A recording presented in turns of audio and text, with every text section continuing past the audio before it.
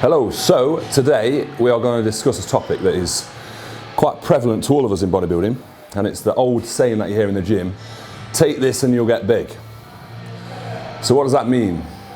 It means that a lot of people are very blasé about the amount of work that actually goes in to doing what we do, and a lot of the times it reverts back to relying on supplements, drugs, anabolics, and what it takes to get big is usually termed, in the case of medications and not application. But as you say, a lot of people say, I haven't got time. I haven't got time to cook meals.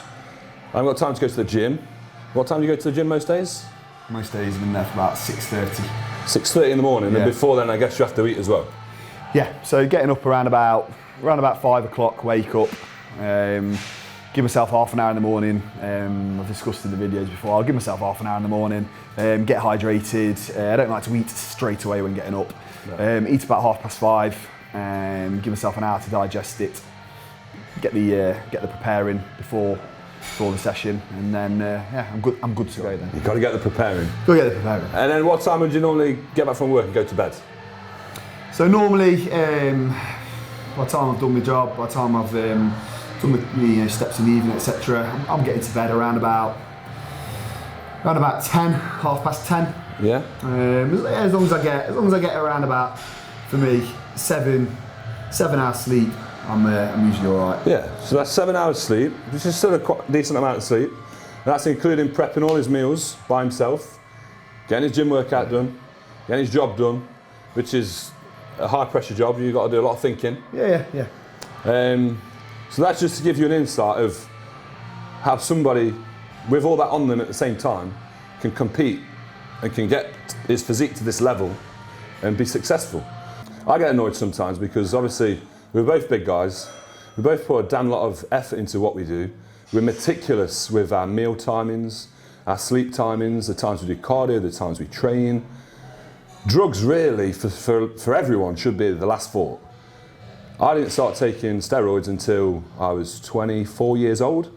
I'd already had 8 years training under my belt. I'd already competed twice. And I got some phenomenal gains off that. Someone asked me on my log about the first proper cycle last night, and that was it.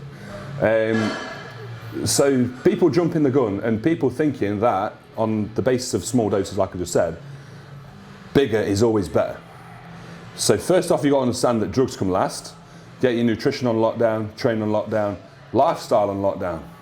Appreciate what you need to put into this to get the results. And then understand the dosages as well. You speak to the guy in the gym, he'll tell you to take Tren straight away, oral straight away, everything under the sun, gram of this, gram of that, and it's just not necessary at all. I remember having this the first time that I ever started taking any injectables. It was just ridiculous, and it was this whole, you've got to taper up on it, and I ended up at something like some crazy dosages. It was like 5 or 6 mil. And bear in mind, I've never taken anything before this. Yeah. And it's like, you've got like a gram of test, you've got like 2 grams of Deca and stuff like that, like every week, and I've never touched anything before. Blew up. I just became a water balloon, and it was just horrendous. Just really fat. Yeah. There's a lot of information on the site already about particular cycles and beginner cycles and things like that, so we're not going to go into detail on cycles today. But really, just to emphasise how much time and effort we put into this, it is a lifestyle. It's our lives. It's like my livelihood. I think Tim hopes that one day it might be his livelihood. Yeah. I know he separates bodybuilding from work, whether that's to give yourself a bit of a break from the gym, or I always think back to when I was in the fire service. I was a shit fireman. I was a great bodybuilder, but a shit fireman.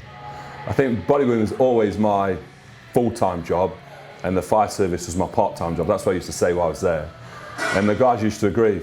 They knew I was so focused on getting meals in at the right time. The amount of times I remember being on the back of the truck to a fire call, eating, getting my breathing apparatus kit on, and the last mouthful before my mask went on, I'd made sure that went in. It was crazy, really.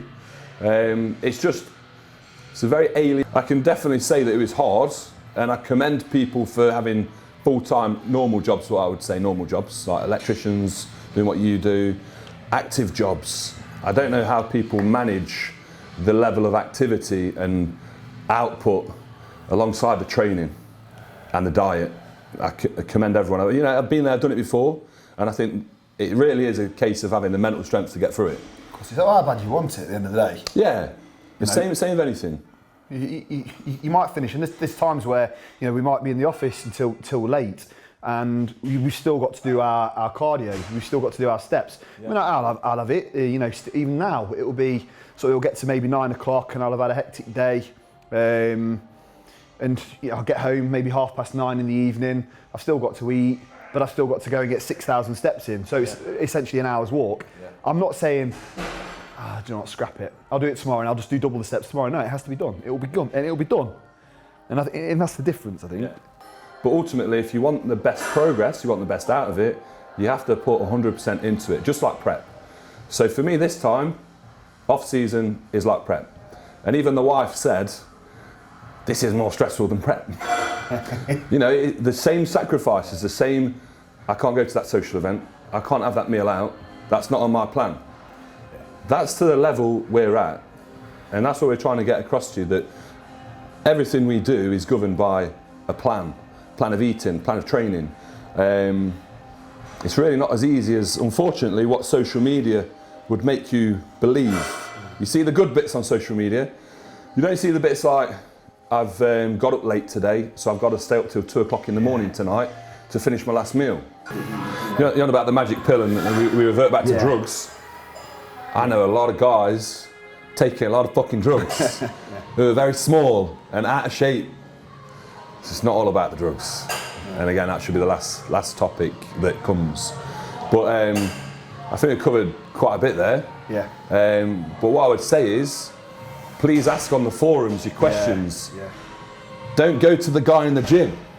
We're much more experienced, and there's loads more of experienced athletes on the JP website. So ask away, guys. I think if you're fortunate enough to have the guy in the gym is your likes of Jamie, you've got people like Cuba. If that is, you know, Joe, all the guys on the team. Yeah. If these are your guy in the gym, okay, yeah, you're going to be safe in their hands, okay.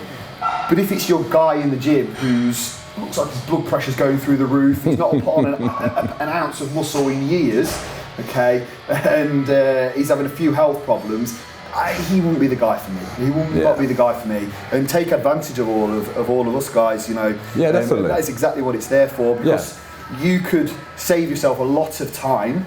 It is a time thing, but you could save yourself a lot of time by not making the beginner errors.